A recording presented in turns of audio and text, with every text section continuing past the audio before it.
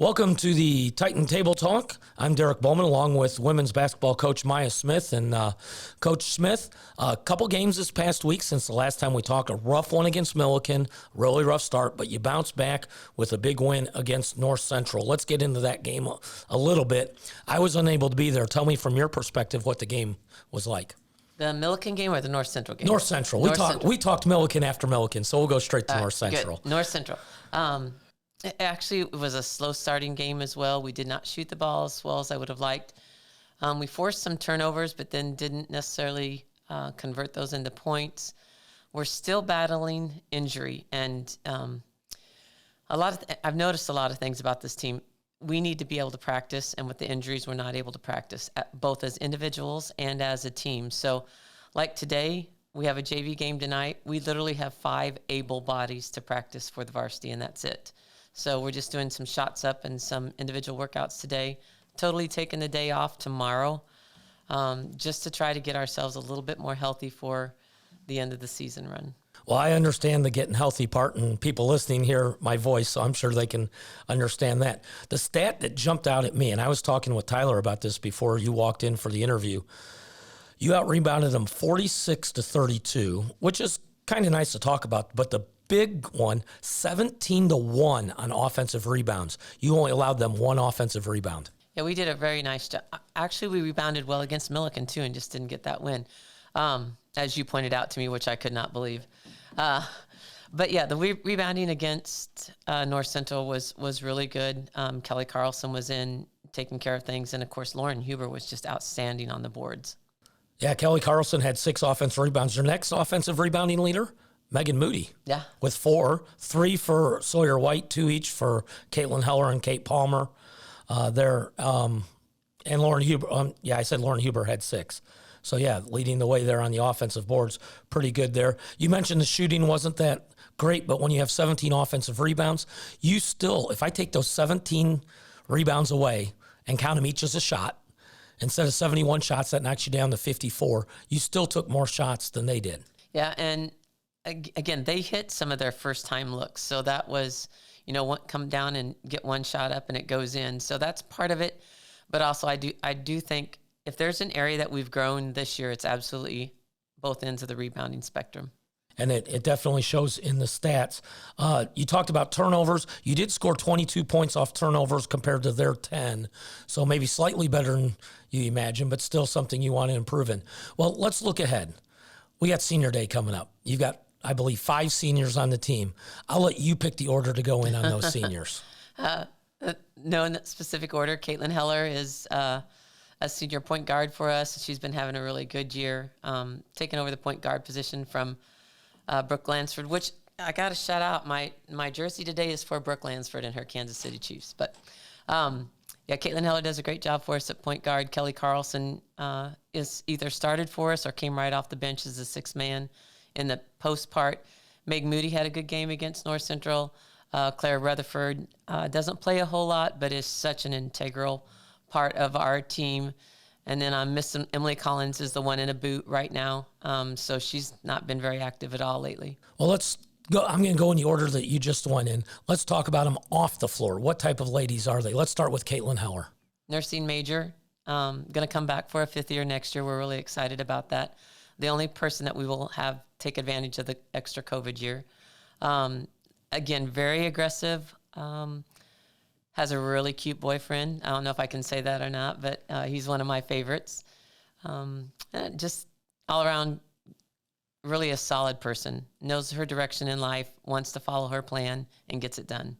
Kelly Carlson, now she helps out at the SID office, so I know her through that also, but tell us a little bit about Kelly. Kelly has her foot in everything that she can possibly have it in. Plays on the women's lacrosse team, even did a stunt at a soccer goalie for the women's soccer team last year. Really involved in a lot of groups and organizations on campus, and probably life of the party. And then Megan Moody? Meg Moody is hustler extraordinaire. Probably per minute on the floor, we get the most out of Megan. But off the floor, plays the piano extremely well. Does a lot of community service projects, and just comes from a great family in small town Gibson City. So I'm going to have to tell her next time I see her, I want to hear a little piano playing. She's really good. She's really good. Claire Rutherford, a high school teammate of Megan Moody. Yep. Nursing major as well. And Claire, what a lot of people don't know about Claire is she's nicknamed Grandma on our team. Kind of an old soul, very nurturing soul for our team. Does a lot of organization for all projects, whether it be a community service project or just a leadership type project or a get to know your teammate project. Claire is very active in all of that stuff. Super proud of her last effort, which was we all volunteered at A Night to Shine. And not saying that I ever hear bad words about any of your players, but Claire Rutherford, never, ever hear anything on the bad side. She's actually, I think I can release this, she's already committed to a job in southern Missouri. Awesome for her, and that's where her mom's from, so that is really good, yes. And then Emily Collins. Yeah, Emily Collins, quietest player on our team, but she has big dreams, big plans, and does big things. She is currently doing a research project with Lindsay Keller and another professor on nutrition and the athlete. It's based around that stuff, and is going to be doing some presentations for all of our student athletes. And I even hear there's plans for her to go overseas to work on her graduate degree. That's not finalized yet, but that's her plan. Oh, that'd be awesome. I'll have to talk to her a little bit about that. Well, let's look ahead. You do have the game coming up on Saturday. It is senior night against Carthage. Tell me a little bit about that. Carthage just played really well against Milliken, shooting the ball well. Marianne Morrissey, what a gifted athlete she is. Really a strong physical athlete with speed for her size. So, and then they always shoot the ball well. Lauren Knight is an really good shooter.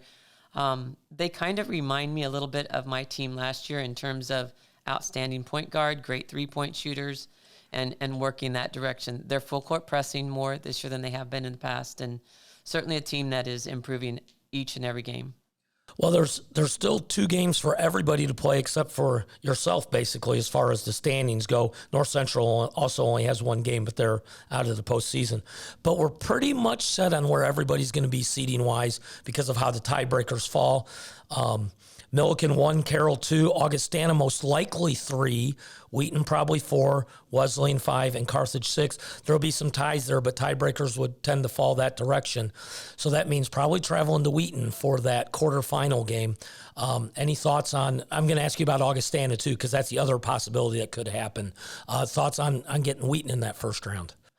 No thoughts. I think this year in the CCIW, it has just been beat up on each other type of situation, with the exception of Milliken, who's managed to stay unscathed and not taken a loss there. But I think this might be a year where you could see just about anybody get into that championship round and take the crown. But certainly going to Wheaton, very well-coached team, really good point guard. I know she'll be a candidate for Newcomer of the Year, along with one of ours, hopefully. But they do a nice job up there. So, and it's tough to win up there. We've done it several times. We're probably the team that's done it more than anybody else. So we're definitely going to put that in the back of their minds. Yeah, you kind of beat me to the punch there that it's tough to win up there, but yet you won in a regular season this year. You've won, I believe, 2 championships there since I've been in with it, and that's only about 6 years. So that's really big. What about Augustana? You split with Augustana, winning at home, losing up in Rock Island. Just very specifically, I feel like I can say this. We would not have lost to Augustana without the 2 key injuries in that ballgame, Katie Knutson and Kelly Carlson. We lost both of our bigs, and then we had to change style, and then just didn't take care of the ball well enough. But I think either team that we get, we're going to be out to make sure we play our very best. Well, I look forward to that and watching that. Unfortunately, they're probably both going to be on the road, whichever one that you get there, so I'll have to watch it on my computer. But no doubt about that, I will be on screen watching that. Coach, we appreciate you coming in. We'll talk to you again one more time next week going into the tournament, and we'll actually know who you're playing at that time. Sounds good. Thanks, Derek. That is Coach Maya Smith, Wesleyan Women's Basketball. I'm Derek Bohlman. You are watching Titan Table Talk.